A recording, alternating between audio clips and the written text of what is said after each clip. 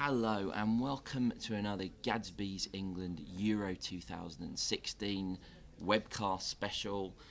Here we are in full Technicolor again, but more importantly, I finally managed to track down the jewel in the crown of interviews, I consider it. A man we've been trying to find throughout the entire tournament, Henry Winter, chief football writer of the Times, or I should say the Times of London to our American, because they always get it confused with New York Times, but the Times. We're honoured to have you here, Henry, but I have to just ask you off the bat, as I have been everybody, how are you feeling at the moment after another abject England exit from a major tournament? Well, I think you did well to find any Englishman at a tournament at this stage of the tournament, apart, of course, to Mark Clattenburg, who's got the final, is refereeing the final. So at least our referees can hold their heads held up high in Europe, even if the players can't. It's frustrating. I think everyone knew going into this tournament that it was going to be difficult. You look at the quality of the teams out there. Everyone was saying, France with Griezmann and Pogba were going to be a threat, and England don't really have the sort of the players or the energy or maybe the ideas, the tactical ideas to live with them. But to lose to Iceland, I think was I think that was a nadir. I think you'd have to go back probably to 1950 and England losing to the United States in Belo Horizonte for a bigger humiliation. You could argue now, in the age of sort of social media, where every fan's pain is broadcast live to the world, it's even bigger than 1950. I would personally probably think it was. I mean, and of course it was so long ago that we can't really relate to it. But yeah, I mean, it was just I was going to say it was barely believable, but yet as the game wore on, the barely believable started to actually turn into a kind of a here we go again. I mean, I was with the fans. I obviously, as I said, you didn't have accreditation, and there was almost a resignation amongst the fans about 50-60 minutes into that game, and that's something you detect more and more now at tournaments in England. Yes, the frustration, the anger, but this almost forlorn feeling. I mean, is that something that you feel as a writer, as a commentator, or? Oh, I get very frustrated because you talk to a lot of the players and sort of interview them during the season, like Sir Harry Kane and Dele Alli. These are really nice guys, and you want them to do well. Wayne Rooney had a lunch for all the main football writers about a fortnight before the tournament, and we sat down. He talked passionately about he wanted to deliver at this tournament. So I think the intentions are there, but there's just something that happens with the English psyche. That whether it's the shirt weighing too heavily, whether it's the media pressure. I mean, one player told me that I said it must be so exciting playing for England. What's your last emotion? What's going through your head as you step out the tunnel? You can hear the roar of the fans. And he said, all I can think about is what rating I'm going to get in the tabloids the next day. Because if he gets a low mark, it affects his wife, it affects his parents, it affects all his family, it affects his kids in the playground with people taking the mickey out of them. So the problem with England is psychologically, partly tactical. You can talk about Hodgson's tactics, but this isn't all the blame is being thrown at Hodgson, but it's not. It's part of the academy structure. Are we developing strong enough individuals? It's down to a lot of the players as well, because we've had some decent managers in there. Fabio Capello's got a good track record, and he struggled with England. So I mean, the FA, as usual, they have a root and branch review, but it's going to go a lot deeper than that, because with the England players, it's psychological. I couldn't agree more, and the two people I was standing with as the game wore on, we were quite close to the pitch. As things got worse, you looked at those England players and they looked like deer caught in the headlights. They were at first anxious, it went on then to fear, and I think they were petrified by the end of it. By Iceland. I mean, it's almost as if they're petrified by their own existence. It's you can be philosophical. But you can be petrified against Germany in Bloemfontein, because that German team, particularly with the way Özil was playing, was fantastic. But it is embarrassing. I mean, Iceland were terrific, but England knew what they were going to get. They told us they're going to play 4-4-2, set plays, set pieces, and long throws. What did England fail to do? Yeah. Mark at set plays, set pieces, and long throws. So there was a naivety there. But it does come back to this element, the 50 years of hurt, the shirt weighing incredibly heavily on them. Because we see they're good players. We've seen them in Champions League finals. And we've seen a lot better teams than this current England one also fading as well, 2006, and other tournaments. So it's something deep-seated and deep-rooted, and I think it comes back to the academy system and the structure in this country of how we're developing the kids, whether it's a societal thing, whether we're breeding enough sort of leaders in society, but also I think these kids, and you find young players, a 17-year-old at a decent academy in the Premier League will probably, if he's been on the fringes of the first team, maybe travel with them a few times, he'll probably be on £2 million a year if he's got a good agent. What does that do to his hunger? What does that do to the relationship with his parents? They can't discipline him because he's bringing all this money into the house. What does it do with his relationship to the coach? He's got all this money. So it doesn't really matter whether the coach is picking him or not. I much prefer the German system where it's far more performance related system, and you really have to, if you're Thomas Müller and you're coming into the Bayern Munich team, you really have to deliver before you start getting the riches. And the Germans, you can see it. Okay, they lost last night, but they've just got this hunger which maintains them for club and for country, and the English don't. Absolutely. It sort of brings me onto somewhat of a sister subject, which is this idea of expectations. That word is used so many times around the England camp. And I always thought in the beginning, I've always thought recently, it's like, why do we have these expectations? When we know history tells us that things will not go well? And you talk to the fans, and going into every tournament, it's as if the amnesia kicks in again. And I had a chat with a couple of fans, and they said to me, it's not that we don't necessarily believe that England will do well, but we believe we have the right to expect. I thought about that, and I thought, in a way, they're right. We're the only country that has the richest league in the world. It is the national sport by a mile. It is the sport that gets everybody off their feet. It is the most adored sport. It runs through the blood of England. It really does. Now, every other country with that kind of investment, wealth, love of the game has now won the World Cup and or the Euros. Spain were the only ones for a long time who we could kind of hold hands with. That's gone out the window now. So I think the expectations are, we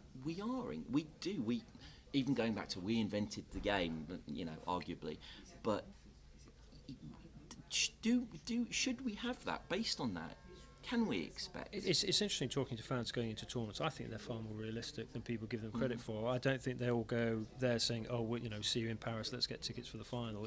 Before the opening game in Marseille. I think they are a bit more realistic. I thought what was very interesting is out in Belo Horizonte in the last World Cup when England were out. We were making jokes about it. We were complaining to the players. I was 5 days into my malaria tablets and they were already on the plane home, and that was pretty embarrassing. But of course they then had this dead rubber against Costa Rica, and at the end of the game I thought it was 0-0, and I thought the fans might turn on the players, but actually they gave them a great reception. They were singing Lampard's name, they were singing Gerrard's name, and Roy Hodgson, who was being interviewed on the touchline, he looked over and he thought, actually the mood over there looks quite good, I'll risk going over, and he got a sort of decent reception.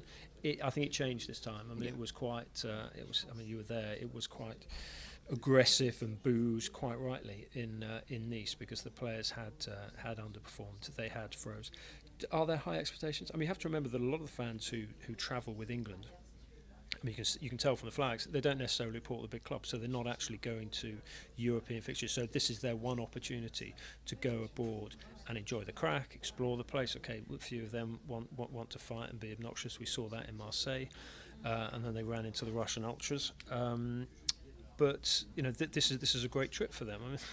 You talk to these men and women, and they are incredibly devoted. You talk about the passion for the game in the country. If you meet someone at a party or in a pub or on a train or whatever, within 2 minutes you'll find out what club they support. Probably even before whether they got kids or whatever. You just sort of ask them, who do you support? It's one of the most immediate questions we talk about. As it is in LA these days. It is. It's incredible. Well, I went to that pub. Is it the old King's Head, and talked to the barman there. That's the CSRM pub, by the way. Oh, it's brilliant. It's a great pub. I had a very pelted. It's first time I've been offered a beer at 6 o'clock in the morning, because I went in there and watched the West Brom Chelsea game at the start of the last season. And it was amazing just seeing. It wasn't just Brits and expats or tourists on holiday. It was, you could see how rooted soccer, football is now in American life, which is great to see. So yeah, that's a good pub. That is it. Raoul, the guy who's a Manchester United fan. You don't know what you've just done now. Half the people listening to this or watching this will be. The King's Head is kind of considered our radio station's pub because it's round the corner from there. Oh, they'll be cock a hoop about. It's a good pub. It's a good pub. And Raoul is. I interviewed Raoul and I saw him because he came over to Manchester United the Cup final with his son, and I think he wanted to call his son Ryan, but his wife wouldn't, so he called him Ronin, which I think is a sort of version of everything. Japanese warriors. Yeah, and I think his number plate's Kino 1. I'll have to check on that one. But he's a pretty devoted Manchester United fan. And Stephen Gerrard, who I know because I've written a book with him, I went out to see him in LA, and he said he'd been in to check on the scores and probably to get something from some ketchup from the shop there. So I mean, just look, wherever you go, there is an obsession with English football from foreign fans, and obviously it's just so deep rooted in the English psyche, and that is why there is this frustration and there's this increasing disconnect, certainly on the back of this tournament,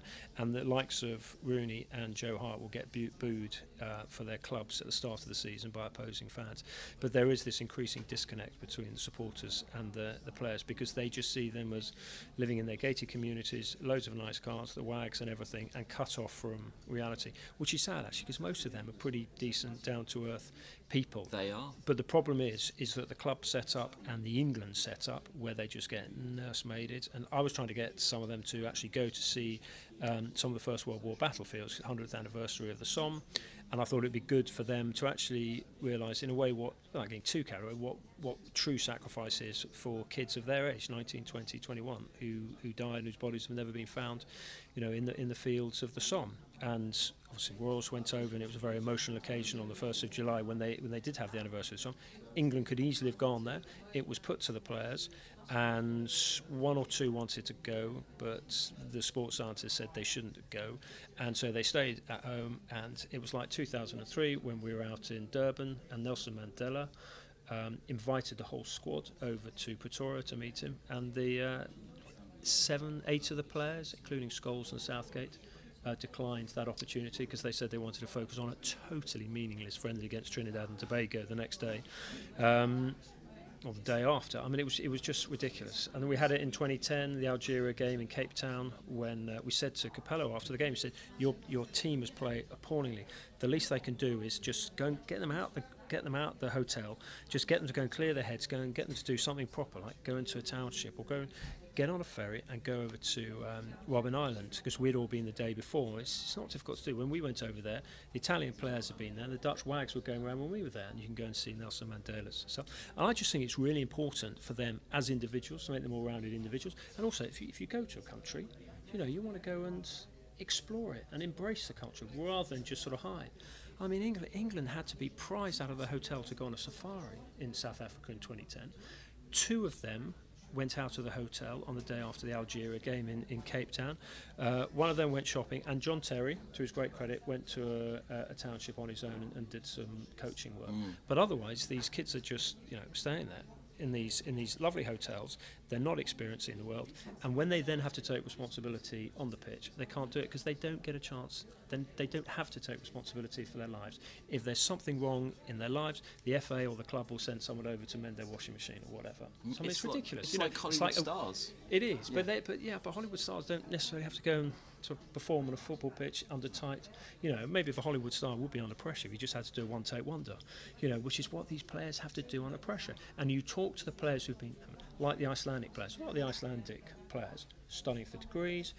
Some of them have had jobs, so they haven't got the riches of the English players. So I just think the balance is wrong, and they have to start joining the real world if they are going to start competing for trophies. Which is the drama I beat about going and experiencing another culture by playing abroad. I think it would be wondrous. One of the best players of this Euro has been Gareth Bale, who's been improved immeasurably by going to Spain, standing on his own 2 feet, learning a language, and he's a very humble guy anyway.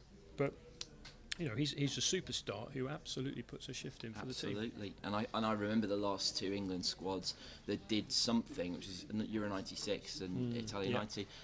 Not many, but a few of them had experience playing abroad. Full of leaders and characters and strong individuals there. Yeah, but like Ince going to Inter Milan or something, he used to talk about the world of good that did for him, didn't he? I know we're a bit limited for time, Yeah, so I do have a few. Yeah, go on, fire away. I got about 50 questions, but I picked. Good, don't go worry, on. I picked them out. All right. You've sort of answered this a little bit, but I'll give it to you anyway. This is Grace from Philadelphia, so we do get girls listening, which is great. Well, women's football is absolutely huge. Absolutely, as yeah. it is, I mean, the England women's team does far better than the England men's team. They do. Let's hope you're one of those who's caught on because of our women, not our men. Henry, what has been your high point in covering England and low point? Though the second part seems academic after this tournament. Yeah, I think low point. I mean, I've just written a book on the low points. High points. I mean, Munich was special.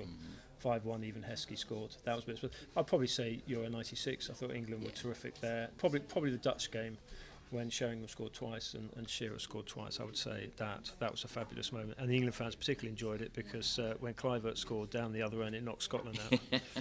That's true. I agree. Best game I've ever seen. Can you see England winning anything in your lifetime? This is depressing. Or even getting to a semi, and that's Oliver in South Africa. Oliver, I think I can see us winning a Fair Play award because I don't think we're streetwise enough. I do think that's an issue. I think that's we said after all the tournaments, but specifically the Uruguay game at the last World Cup, if England had been a little bit cuter, they might have got Diego Godin sent off.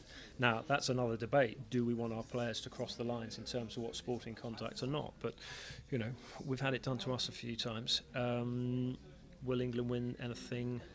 Well, I'm 53 and I want to live to at least 93. I can't see England winning anything in the next 40 years. There you have a very, very, very solemn answer. This comes from Paul in New York. I think he's an expat, sort of indicating that. I think the FA is not fit for purpose. They say the same rubbish every time this happens. And he then goes on to say, not only FIFA, but does the FA need to be completely torn apart and reformed? I think it's not reformed, but reformed. Yeah. I thought that's an interesting point, Paul. I mean, I have a particular issue with the Football Association because if you look at the board, there's no one who's actually played the game there. If I look at the people who run the media company I work for, there are a lot of former journalists there. If you're running the BMA, the British Medical Association, it'd be full of former consultants and former doctors on there. You have to have that level of professional expertise at the top. Football Association simply doesn't have that. Unlike the Germans, you see the Germans turn up, you can just count the number of caps getting out of the executive box. So that's an issue there. Where they have done things right finally, and it took them a decade of messing about to actually do, is St George's Park, which is the coaching hub in slightly out of the way, unfortunately, in Burton in the Midlands. But that is fantastic. I mean, some of the things they're doing there, developing skills coaches, improving players. But again, that is still 10, 12 years behind Coverciano in Italy and Clairefontaine in France. But at least that's a step in the right direction. Yeah. Okay. Oh, this is a good one. I like this. It's from, I think it's Gale, who works for the Detroit Daily News. So you have fellow journalist fans. Great city. I saw one of Roy Hodgson's games there. I think Switzerland played America there in '94, one of the hottest occasions I have ever been. And there was one of the great announcements. It's Detroit? Is that where the Pistons play? Yes, I think it is. It was an indoor one. Was it Pontiac Silverdome? It is the Pontiac Dome. Right, yes. I might have got that wrong, but it was one of the hottest games I've ever been to, and there was this fantastic announcement which basically said, will the Swiss fraternity of soccer fans put their shirts back on because you constitute a health hazard? So that was it. Yeah, 1-1, two free kicks. Sorry. Well, then that's great, a great good city. Good city. Great. What do you think of the role of a great football writer is in analysing England that is different from the ex-player, pundit or commentator? What angle do you have to give that's different? I think the greatest trick, and the sports writers I admire, and there's so many in the United States as well as in the UK. I think the ability to write with passion and perspective. It's very different to be ringside and yet step back and actually just see the broader picture. That's a real juggling act, to actually be able to describe every flick of sweat and every touch of the ball close up, and yet see the bigger picture. What does this mean to the fans? What does this mean for the players? What does this mean for the game? I think if you can write with passion and perspective, and there's one other trick, is that if I'm ever writing a column, I always write angry. The best columnists are the angry ones. Yeah. How do you do it so quickly? Because you have to.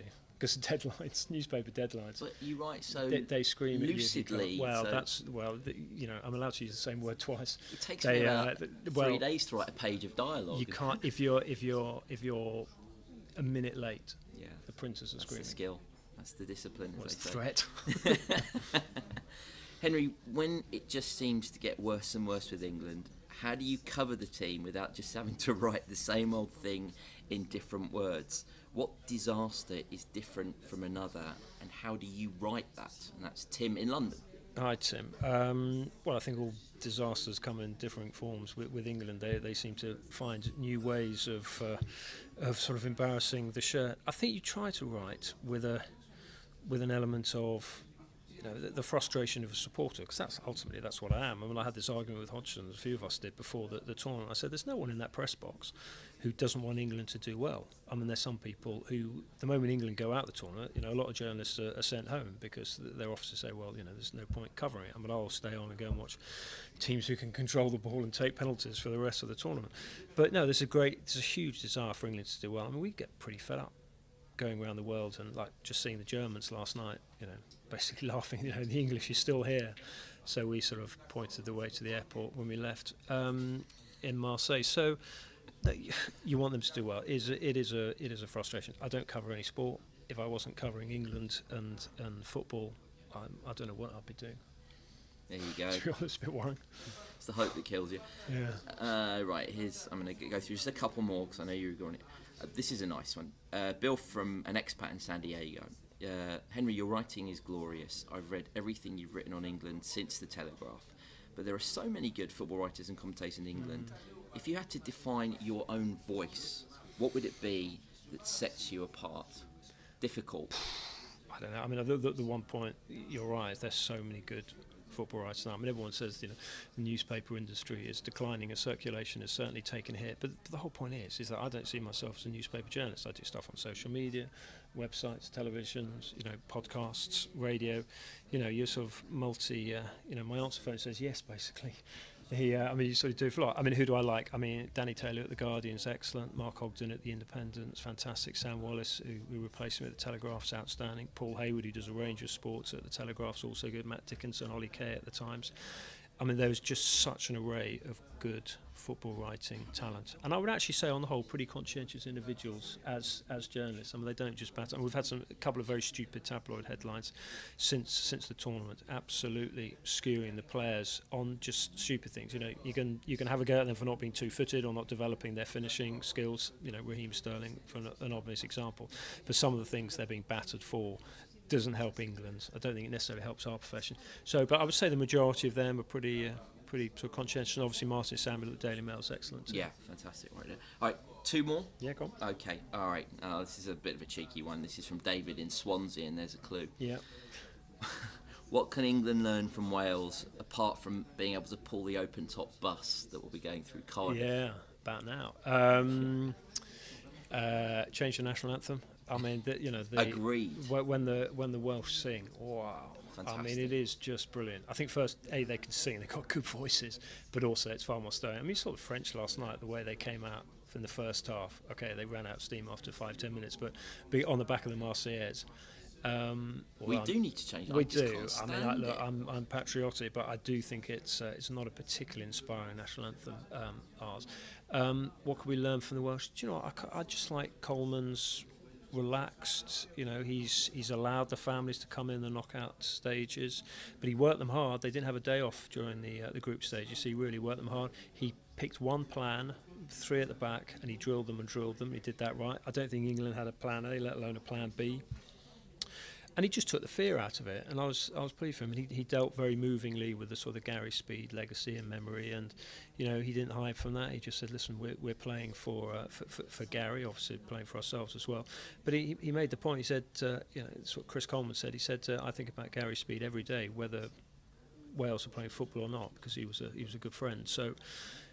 Huge admiration for the Welsh. I think if there's one thing they can learn, I quite like the way they kept themselves out of the way up on the coast in Brittany and Dinard. Difficult place to get to, low media, pressure because it was really off the beaten track, and they could just train. They weren't photographers. They could wander into town, have a milkshake. Gareth Bale loves his golf, but ultimately they were men on a mission, and it carried them a long, long way.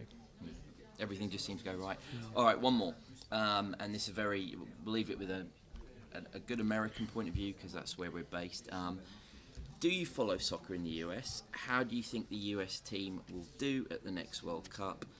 And this is an interesting one. And do you think England will ever play a couple of exhibition games in the US again? I live in Chicago, and when England were here over 11 years ago, it was one of the best weekends ever. The England fans took our great city by storm. It was brilliant. Taylor from Chicago. Yeah, Taylor, I remember that well, because I got on a flight about 5 hours after. Well, I left all the Liverpool players still celebrating in Istanbul. Got on a flight.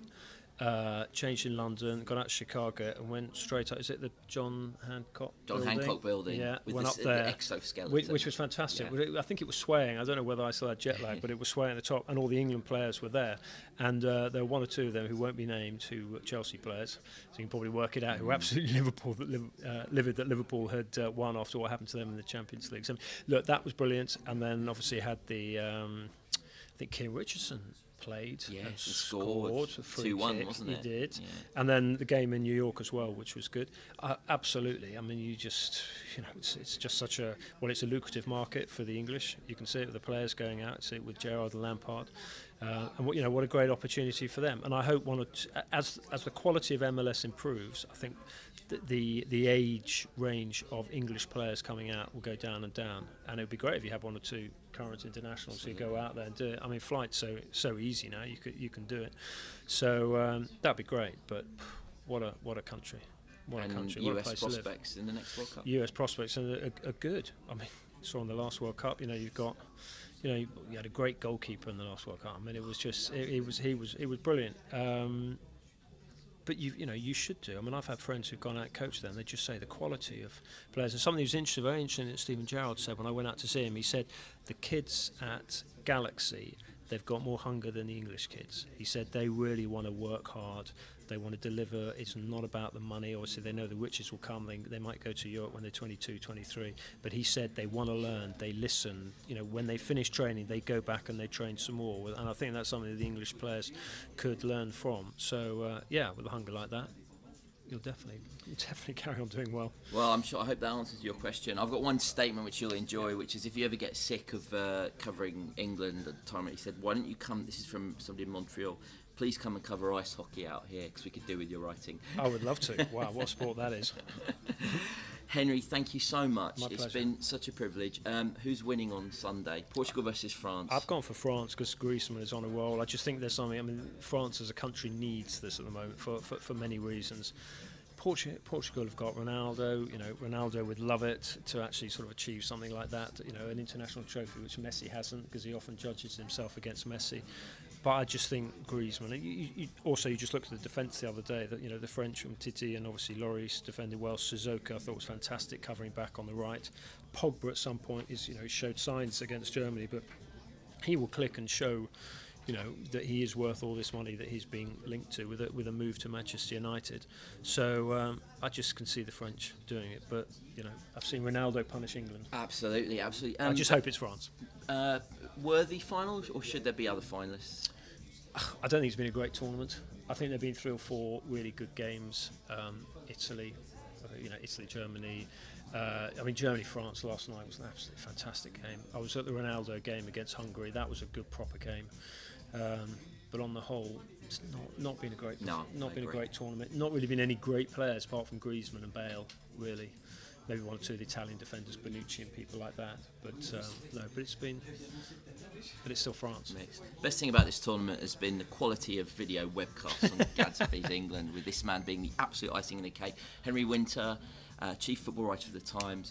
It's been a fantastic privilege for me. I really, really thank you. Brilliant, no pleasure. Thank you enough. Yeah. And hopefully we'll bump into each other again soon. See you in Santa Monica. Yes, in the King's Head. Head. There we go. Yeah, absolutely. Well, you'll probably get unlimited pints on everybody in there. On that note, ciao everybody.